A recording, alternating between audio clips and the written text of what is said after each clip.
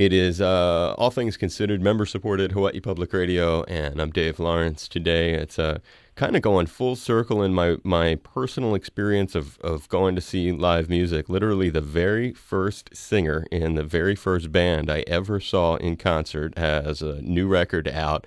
The record has even a very interesting title, He Saw It Coming. It's Jack Russell from Jack Russell's Great White, and a real pleasure to get to finally talk to him after decades. Hey, Jack, how you doing, man? I'm doing good, man. You're making me feel really old.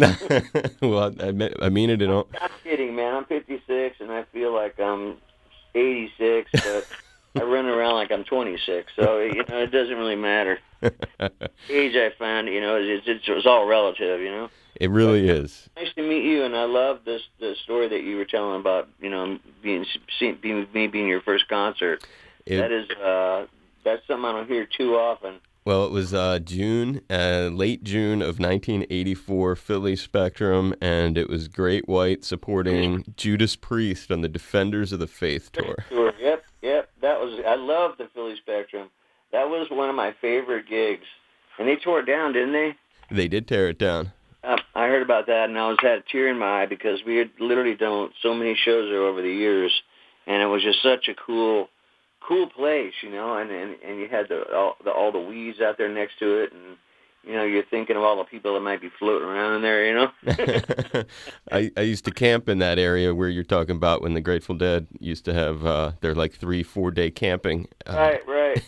That must have been cool, man. Actually, the closest I got to seeing the Dead was when we were doing a show on Judas Priest, and we pulled up at a hotel, and we were playing the next night, and the Grateful Dead was playing that night, and there was a park next to the hotel, and there was all these tents, thousands of them, thousands of people with tie-dye, and just, it was like a hippie fest, I mean? I've always been like a latent hippie, I used to wear the tie-dye shirts and the hippie beads, and I was kind of like, I was a little too late to be a hippie. When I was born in 1960. I was right on the cusp. Right. But I've always had that hippie attitude. And you have a very organic sound when folks are checking out either the classic Great White material or certainly He Saw It Coming. When I was listening to it, it's funny you say all that because it's a very faithful rock sound. Great mix, too. Where'd you, starting with it, where did He Saw It Coming? Where's the title? Fill me in. Okay, now this is a story, I'm going to tell you, this is a true story. This is not, and some people might go, oh, that's BS. A lot of it depends on your belief system. Okay, I happen to believe in a higher power, where I call God. Some people call it, whatever. Some people don't believe in it. Well, through my personal experience, I was 6 years old. Well, I was actually turning 6. I was 5 years old. And before that, I wanted to be an archaeologist. That was my dream. As a little kid, I wanted to be an archaeologist. I wanted to go dig up bones in Old Divide Gorge in Africa and, early man and stuff like that. And that was my dream. And at 6 years old, my parents bought me an album called Help by the Beatles. Mm. And I remember like it was yesterday. I got the album, and I took it out, and I saw that it was on a Capitol, and because I had some other Capitol records by the Beach Boys and stuff. And I put that on my little record player, maybe you even know what I'm talking about. Depends on how old you are. And it was playing, and I'm going like, all of a sudden, it was as if the skies opened up, and angels came down, blowing trumpets. I mean, that didn't happen, but it was as if, It was such a heavy feeling of like, wow, this is what I'm supposed to do. This is why I was put here. Hmm. And this was something that I just knew. It wasn't like I hope, wish, dream, think.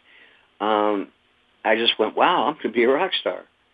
And after that, I just put all my energy toward that because I knew that's what was going to happen. And during my life, I've had periods like I've been in situations that, well, you're never going to be a rock star now because you're in jail, for example, you got 8 years. Then something would happen, and I ended up getting out in 11 and signed a major record deal a year later. I mean, nothing was stopping it from happening. That was the plan. So, that was what the album's about. It's about predestination. It's about manifest destiny, and the cover is about seeing your future, like those two young guys on the cover, right? And that's me and Robbie, and then, as kids, and then the pirate shaman is showing us our future, which is us on stage with thousands of people in front of us. And the song itself talks about the two kids breaking into the brother's room in the first little skit and wanting to play his guitar and his drums. And they open the door, and there's this huge audience in front of them. They're like, oh, my God, and they split, and they come back in, and the door closes behind them, and they're on stage, and then the song starts, and it flashes to where I'm at now. You say my time is over, you look at me and shake your head. You say I've had my day in, you can't believe it that I'm not dead. I've fallen down 1,000 times, 1,000 times I've risen. You watch me agonize in pain, but still I stand and deliver. And on and on and on, but it talks about, where I've been and what I've been through, but I'm still here doing it, That's a writing process of a lot of folks. I mean, I guess it depends on the personal experiences that leave you in a certain way, but you've been through, anyone who knows your history, you've definitely been through a lot, and I can see. Yeah, most of it was all self-induced, The only one thing that happened that I could say wasn't my fault was, the tragedy in Rhode Island, but all the broken bones, everything else, that was my fault. That was my stupidity, being drunk and finding out that gravity really does work better when you're drunk. Right. No question. And you mentioned it. I mean, I got to believe that thing, I actually I lived in Boston for like 12 years after I left Philly. I went to college up there, and then I was out here when that thing happened. But I got to believe that the station incident must have still, does it loom large in your consciousness? It's something I think about every day, and out of respect to my friends, I don't ever want not to remember them, because I lost so many. I mean, it would surprise people to know how many of those people I knew personally, because we've been going there for 20 years. And at a small place like that, you end up meeting just about everybody. The regulars. One time or another, Same people come out, pretty soon they're your friends. I had friends that flew out to see me, unbeknownst to me, from Los Angeles. I'm like, why would you fly to Rhode Island in the winter to see a small club show? Why don't you just wait, And I didn't even know about this until after it happened. And I lost so many friends that night, and people don't understand, I do know a bit about grief, I mean, maybe not to the depth of losing a wife or a son or being horrifyingly disfigured, you know what I mean? There's a lot of levels to it, is what you're saying, and you've definitely been touched. I don't know. I just, the thing I hate the worst is when I hear people calling me a murderer. And somebody says, you murdered my son. It's like, I'm not a bad guy, and I wouldn't go do anything like that to anybody, if I knew that was coming, or if I had any way I could have stopped that from happening, that would have been the first thing I would have done. And then I heard there's this rumor going around that was saying, oh, yeah, Jack wouldn't do the show if he didn't have pyro. It's like, that is such a crock. I would never, ever do that. Not to mention, you don't shit where you eat, and the promoter saying he didn't give us permission. It's like, well, then why would we do it? And I was spending money I didn't have every time we used it anyway. So I was happy when we didn't. My tour manager said we couldn't do it. I was like, oh, cool. Maybe I'll make a check this week. Because that stuff costs money to put on the show, you're saying, each night, and use that equipment. Oh, yeah. I mean, it's not cheap, But, they did all the forensics, and, the owners had installed this flammable foam, and they had one of the doors blocked off with another door, so people went to push out on the emergency bar, and it wouldn't open because there was another door behind it that nobody knew about. I mean, it was just a tragedy all the way around, and I'm so sorry that happened, and I wish that I could, go back in time and change it, but that's not a possibility. We have to just go on, and if people, are upset me because I'm going on, it's like, what else am I supposed to do? I have a family and I have responsibilities, and, I have to go on too. So we all have to go on. We're all handed our hands in life. And mine hasn't always been easy. It's not like was born into the Royals or something like that. No, well, there's no doubt something like that'll shape your, and I was listening to some of the lyrics on He Saw It Coming and trying to decipher, perhaps, as you were pointing out, there's a lot of autobiographical nature to what you write and the perseverance that, and living through something like that, living with grief, and it's not something I don't know about. I lost my mom and grandmom just a few months apart in 2013 and have faced some brutal legal crap since then with my own family. So it's, again, everybody, like you said, you wisely said it, we all get a different deck, and sometimes it doesn't look as bad from the outside, or may not have the horror that, like you pointed out, living with a disability might have. But at the same time, I hear a song like My Addiction. Can you give us a little bit of an insight into where that comes from? That just comes from my life. That's the story of my life. When I'm in addiction, when I'm in my disease, everything is just black. It's dark, and there's nothing, there's no light, there's no life. It's just darkness and just desperation and being scared and lonely and all those bad things that human beings aren't supposed to have in their lives. And that's where addiction brings me. It brings me to the darkest place in my soul. To where I would do anything for drugs, or almost anything. And it's scary when you realize something has that much control over you, and it's an inanimate object.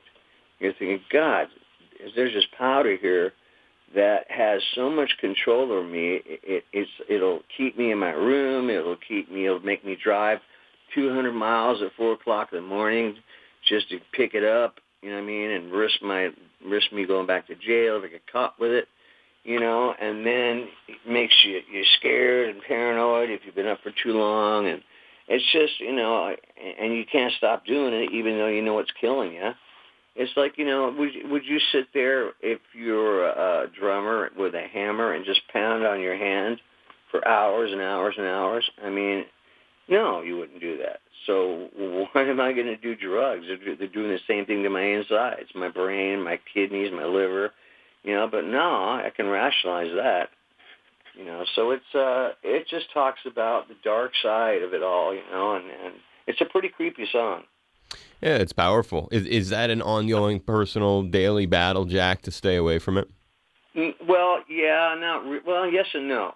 I don't think about it because the last time I drank, I was in a coma for 5 days with my liver almost shut down completely, and the doctor told me when I came out of it that. And the room of people that were there, all my friends, and they said, if you do this again, the way you drink, you're going to die. And I said, okay, that's pretty black and white. There's not much gray area there for me to kind of sneak my way through, or to find a loophole. So I just said, okay, well, I don't want to die, so I'm just not going to drink. So I don't even think about it now because I know what will happen. Actually, I can't say I never think about it. The thought crossed my mind about a week ago at a gig after the show. Somebody, God, that beer looks good. And I thought, nope, we're not even going to go there. It looks horrible because we know where it's going to take us, and that's right down the rabbit hole, And there's nothing down there where I want to find. How about the blow? The Coke? The Coke thing was, I only did that when I drank. And if I was really, really drunk and I wanted to, not go to sleep or pass out, so I would do blow. And then that became into freebasing, and that got really ugly. And then I was, the sexual cross addiction, and that got to be real bad. So, it almost killed me there. It certainly, for a while there, really screws with your skin. And it takes you down fast. That's the one thing about, cocaine or meth, amphetamine, which I've never liked. It takes you down really quick. I mean, it's not like heroin or alcohol. I mean, it takes a long time to get you to the point where you're going to die or to where you ask for help. Right.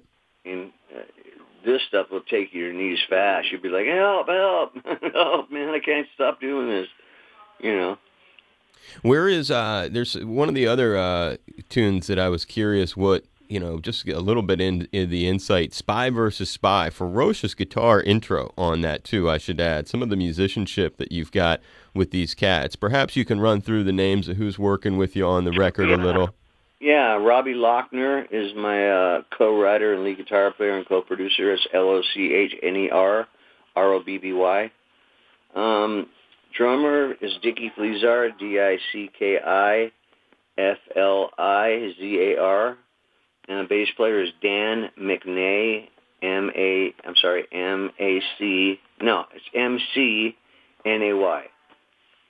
And Tony Montana, of course, on our keyboards.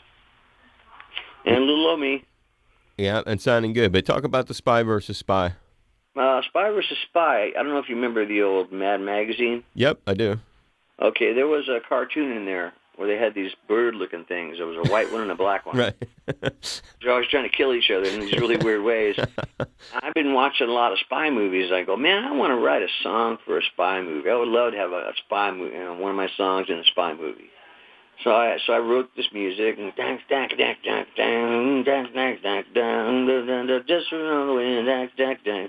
never leaves trace. I had the whole song in my head, and I showed it to Robbie. He's like, I don't know about this one, man.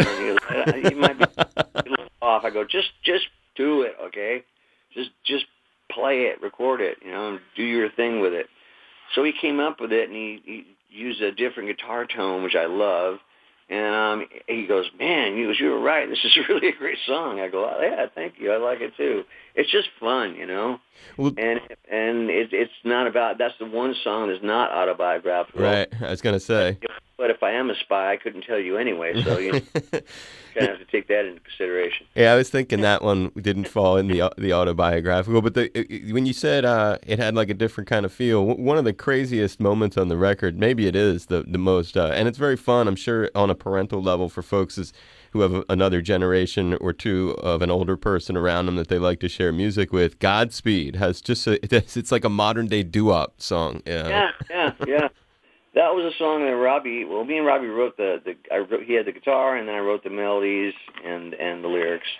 And he goes, I want to do some acapella with this thing. I go, what? Acapella? Yeah, you're kidding me, right? He goes, no. I started laughing. I'm going, okay, go ahead. Give it a shot there, Mozart. Right. And about a month later, he comes back and he goes, Jack, I finished that song. And I'm like, what song? He goes, the acapella song. I go, you're kidding me, right? You finished it? He goes, yeah, you want to hear it? I go, well, yeah. So he puts it on, and from the minute it came on until the end, I was rolling. I was just laughing so hard. Not because it was funny, because it was so freaking good. Right.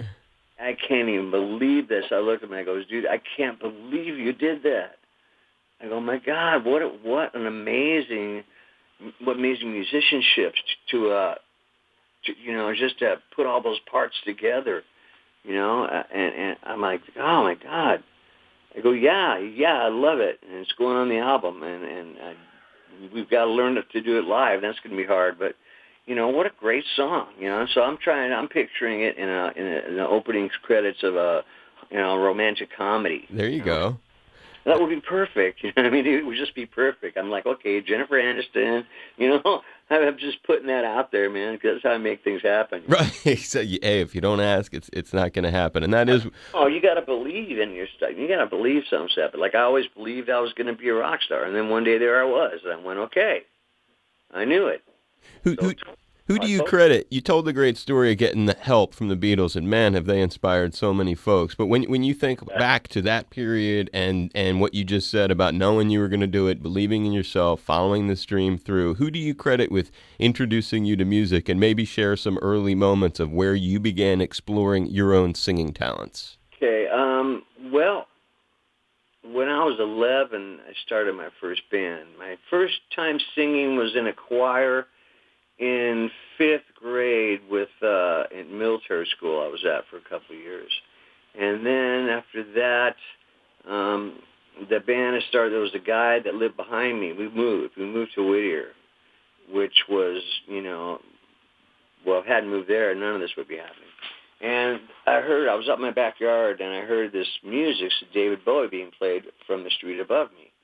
So I walked around, and it was coming out of this guy's garage. So I went and knocked on it, and I said, "Hey, you sound pretty good." And there's this young kid, he played in high school, older than me.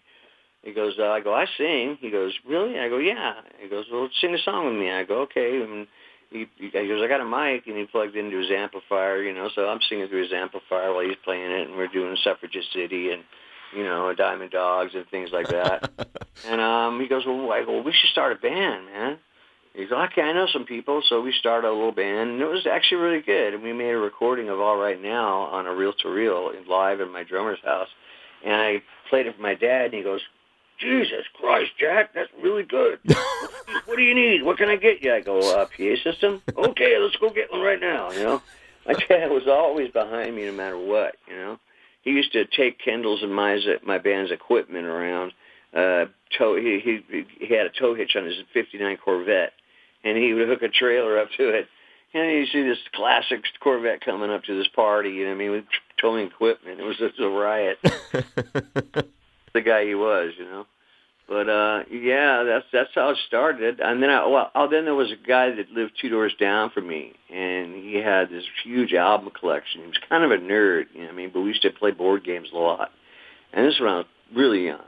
And we'd go into his room, and he'd play Deep Purple and Machine Head. And he'd be playing. So I never heard of this stuff. He did Goodbye Yellow Brick Road, and I'm like, whoa.